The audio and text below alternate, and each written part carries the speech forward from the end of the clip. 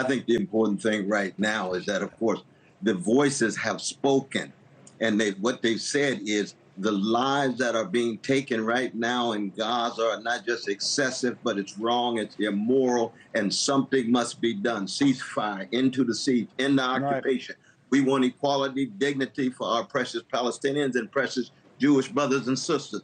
That's the vision. That's the dream. So it's not just electoral politics. We're talking about actual human beings who are suffering, and how do we proceed? That's the crucial thing.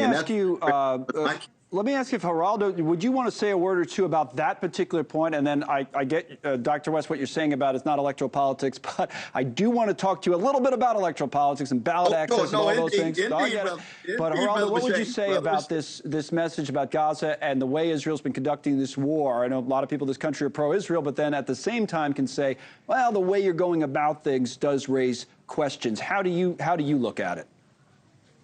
I'm a proud Jew, a proud Zionist. I root for Israel, but I also see these Palestinian people for who they are because I have covered the story. I know so many of them in the West Bank. In Gaza, I've been there many, many times. They have a side of the story that is real, that should be paid attention to. Civilian casualties must be avoided. I want a ceasefire. But it has to be a ceasefire that is negotiated fairly with Israel and recognizes that who started it. It was Hamas who started it. October 7th was a crime against humanity, intentionally raping, mutilating, murdering, and they cynically used these poor people as their human shields. And I think it's just disgusting. Right, that's fair. Dr. West, or no? I mean, that was, I mean, if the UN and all these other organizations would acknowledge what, as Geraldo says, hey, let's condemn Hamas and let's talk about a ceasefire. Oh, no, murder is murder. War crimes are war crimes. Every life has the same value. I would just disagree with my dear brother when he says it started October 7th, that IDF has been killing innocent Palestinians for a long time. We've got histories of domination, histories of occupation. We have to be morally consistent in terms of talking about war crimes committed anytime you kill innocent folk. That's true for American troops. That's true for any troop. That's true for Ugandan troops. But at the same time, in the end now, when you're talking about 15,000 precious children being killed and act as if they're all shields for Hamas, no. Not all of them. Okay, I get your point. I understand that point. No, it's gone too far. Let me stop for 1 second and thank Geraldo, as always, on with us every week. I'm glad I got to connect the old buddies here, Geraldo and Cornel West. Thank you, God bless your family, my brother. God bless your loved ones. Because I want to talk to Cornel about some other issues. Yep. That's great. Thank you, Geraldo. Now tell Brother Tavis you said hello. Here we go. All right, here's the other issues. Dr. West is with us for another few minutes. It's what I really wanted to have you on today, because I want to know if you're going to be on the ballot in Michigan. Are you going to be on the ballot in Michigan in November, and when will we know? We have mass numbers of volunteers on the move in Michigan. I've been to Michigan 3 times. I plan to be in Michigan many, many times, and I'll be there doing what? Trying to hold up a bloodstained banner of truth, justice, and love, and making sure people can express themselves. So my answer to your question is absolutely yes. And my answer to your question is the Biden administration ought to be afraid, because the truth is something that exposes them, exposes their hypocrisy and the double standards. And we're concerned about the suffering wherever people are, especially at this moment, our precious Palestinian brothers and sisters in Gaza. Okay, so when will we know about the ballot access question in Michigan? When will that be resolved? Do you know?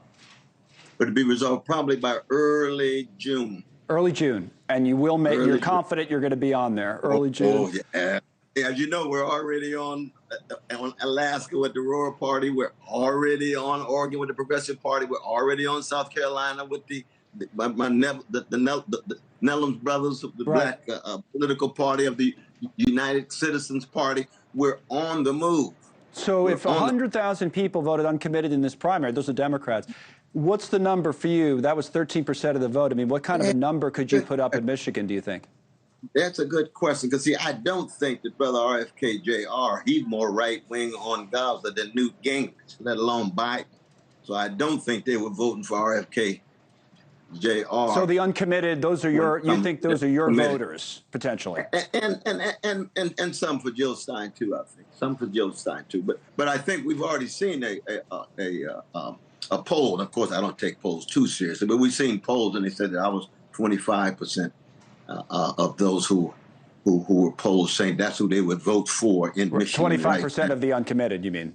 So, and that's the CAIR poll, CAIR poll that just came out just a number of hours ago. So the reality is that you could have an impact on that state, right? I mean, there's been years, as we've talked about, where it was 10,000 votes. The last time it was 150,000 votes.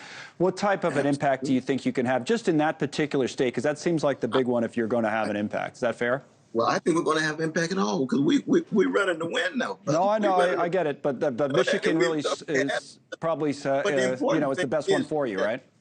But it's fairly clear that when you get that level of uncommitted votes, I was talking to Brother Tavis Smiley, he was right about this. You know, we say in the black church, if you lose your soul, you can't blame nobody but yourself. The Democrats lose Michigan, they can't blame nobody but themselves. Thanks so much for watching. Just go to joinnn.com to find News Nation on your television provider. And don't forget to click the red subscribe button below to get more of News Nation's fact-driven, unbiased coverage.